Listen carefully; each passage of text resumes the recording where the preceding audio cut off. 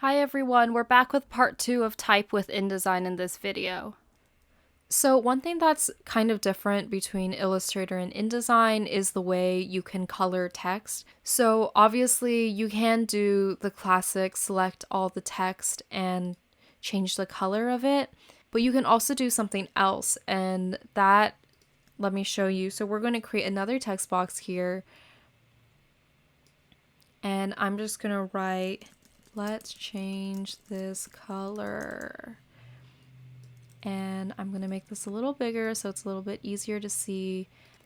So going back to our preview thing so you can see a little bit better. When I select this text box, if I just change the color of this text box, it will just sort of highlight the background, and I'm going to hit Command Z. But if I go over here and select the T, which is formatting affects the text, I can actually adjust the color of the text here. So now we've made it green like that. So that's just a quick way that you can change text without having to go in and select all the text individually. This apparently does not work on these paragraphs that are separated. If you look over here, it's not letting me click the little T. So just know that it probably won't work for that, but it will work for individual text boxes.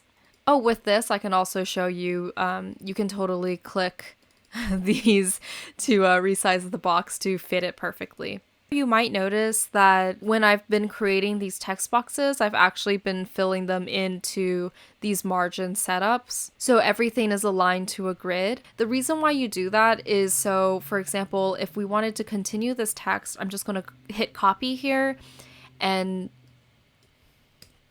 then I'm going to Command Shift V over here and continue the text onto the next page. You have a system of organization that allows the reader to know that these two pages are connected. So, for example, if these texts were just, I'm just going to like randomly place them a little bit. When you're reading through like this, you finish reading this page and you go to the next page, this feels a lot more disconnected than it does if it were aligned properly. And this is especially true when you're actually holding the book and flipping through the pages. And even more if, for example, maybe this is like the intro, so then the text is a little bit bigger. If this text were all to be, you know, a different color, and then also a different typeface, we'll just use this spectral and then go to regular. Now that this text is much more different than what's here, these two spreads no longer have a connection with each other, especially because it's not following the same system. However, if you were to move these things to sort of listen to the same grid that we had up here, these two pages, despite being completely different typefaces and type families, still have the same bones, so then they still connect together. This is also helped by the fact that like our pagination is the same on these two pages. It helps that, you know, like this typeface is like the same size and stuff. But basically, you know, even if we were to, let's make this a lot smaller. Even if we were to take this type and resize it so then it's, you know, it's still following the same system, but it's, you know, like the type is completely different. There's still this connection between these two pages. And you could do the same thing, you know, creating I just hit M on the keyboard, creating, you know, just an object that's, you know, a color. And these pages still feel highly connected. That being said, we're also using the system in a very similar way. You'll notice that I left these outside columns empty on all of these pages. Even if you have the same system on every page, if you use it wildly different on every single page, it will also be quite confusing for your viewer. For example, if we did something like this, and then, you know, like did something wildly different,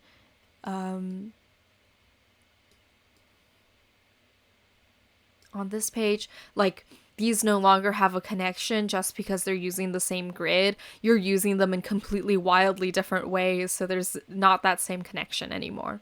And just like I said before, on another spread, just because we've created this system, you can have like a full bleed image interrupt between different spreads to create this sort of dynamic transition between different portions of your book. But you just want to make sure that these things are all connected in some way and all make sense as a whole. So like what I said in the last lesson about that metaphor of music, even when things are in a key change, they still communicate the same rhythm, communicate the same tone of the song. Like everything is still connected to every other part of the song. It's just like in a different key. The same thing goes, you know, like with the bridge. The bridge of the song is basically a recreation of the other parts of the song. It's just slightly different. And those elements will repeat throughout the song, so then everything connects.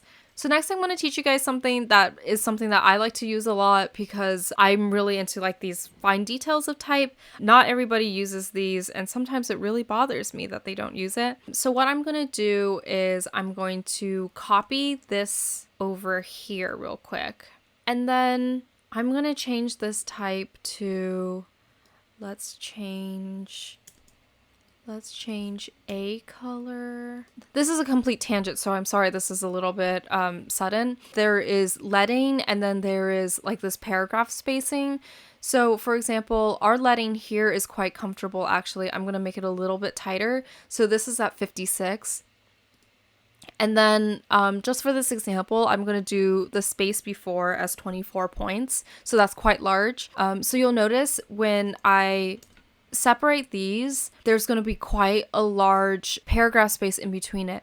But let's just say this is still part of the same sentence and we don't want it to actually have that paragraph spacing, but we definitely want a line break. So something we can do is I'm going to backspace, is hold shift and then hit enter. And that'll actually give you a line break without giving you the paragraph spacing. Going back to what we were talking about before, I'm just going to click out and hit W.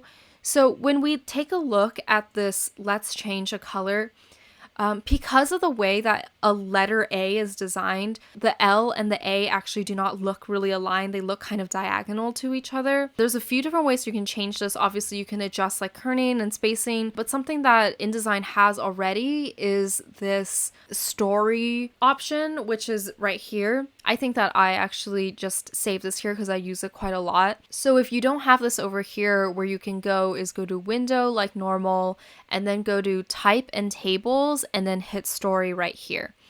This allows you to do what this says, optical margin alignment. So I'm just going to hit that, and you'll see that this already has pushed it over a little bit. Our type over here is at 48 points. So this is supposed to be adjusted to whatever the type size is. So I'm just going to put 48 and hit enter. So now when we go back, you'll see that this is much better aligned, and it actually looks like it is correctly aligned, whereas before it looked like it was diagonal. This is especially helpful with things like headlines and sort of like larger type, but sometimes when you're creating body text, it can also be helpful just because different paragraphs start with different letters, and sometimes you're going to need something like that. Okay, so next we're going to talk a little bit more about using this grid. I hope I'm not making this too confusing, and if you are confused about it, please talk to your TAs about this. I think they'll be able to help you quite a lot. A lot of the books that, you know, end up getting made in this class tend to be quite illustrative and maybe don't need the grid as much as I'm emphasizing it. And, you know, that's not incorrect or anything. That's completely fine. I just know that in the future you will be using more books with grids, and I think it's really helpful to at least get a general idea of how it works early on. So basically, the ideas of this are just creating a system that is cohesive throughout the entire book. So for example, if I'm going to put my headlines this big for each different section, so for example, maybe each of your postcards is going to get 4 spreads or something. I don't know how many pages are in this book. I'm sorry. But let's just say, like, if we open up this pages panel, we want sort of like a different chapter for each of these postcards. Then we could, copy this, and I just hit Command C. And we could go down to spread 6 and Command paste here, Command V paste, and then, go down a little bit later, and then do the same thing here, and then, oops, we're running out of pages. Let's pretend that these are all evenly spread, and these will be our different sections. The idea is because we've put the same element on the same place on each of these different spreads, they are connected and are repeating sort of the same system to allow the user to know that these are different parts of the same system. Essentially, we're making like chapters. The same thing goes. Maybe you want the same intro on each of these pages, and we're going to pretend like this side is not part of the system. So we can do the same thing and repeat all of these on those pages as well. So basically, because each of these different elements are still in the same place, you can change other aspects about them to fit more to each individual postcard or whatever you're talking about in these different sections. So for example, we can just change this to a different color, and it's still in the same system and it still works. So despite there being some differences between each of these sections, they still feel very connected. You could even go as far as, changing the typeface, and we're just going to change it to this abolition. So for example, maybe the other section with the McBean typeface, you're talking about something a little bit more organic. Maybe you're talking about a garden somewhere, whereas this you're talking about something a lot more industrial. Maybe you're talking about like the downtown area or something. Despite them being, different, and here I'll even change the color of this real quick to, a blue. These things are still in a similar language, so they feel in their own way connected.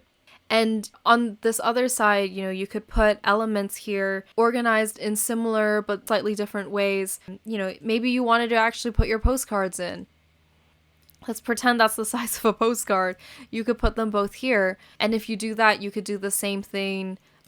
You could do the same thing on, these pages and these pages, and we're gonna throw this away, and these pages. And even though each of these postcards are going to be different parts of the same story, they still feel quite connected. I hope you guys are not getting motion sickness from this. And you can see here, like, you can jump to different sections here as well, which might be helpful to give you guys less motion sickness.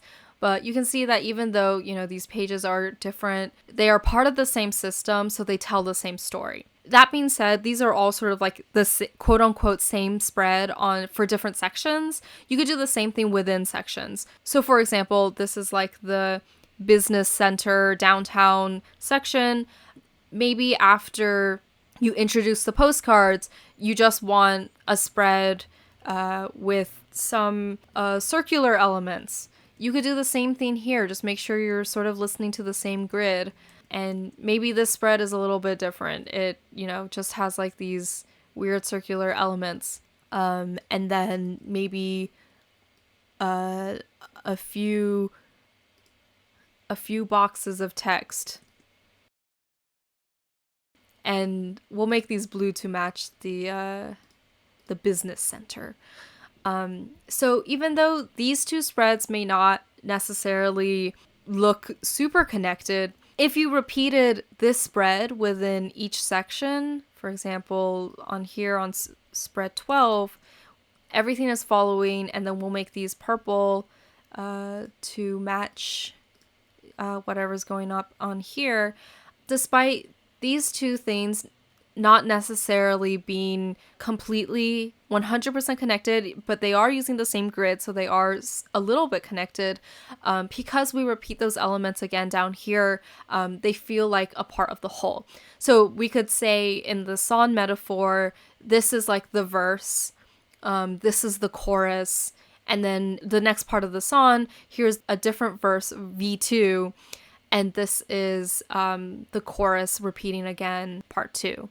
I hope that makes using the grid make a little bit more sense. And also, obviously, this class isn't about like how you use the grid, so it is okay to break the grid.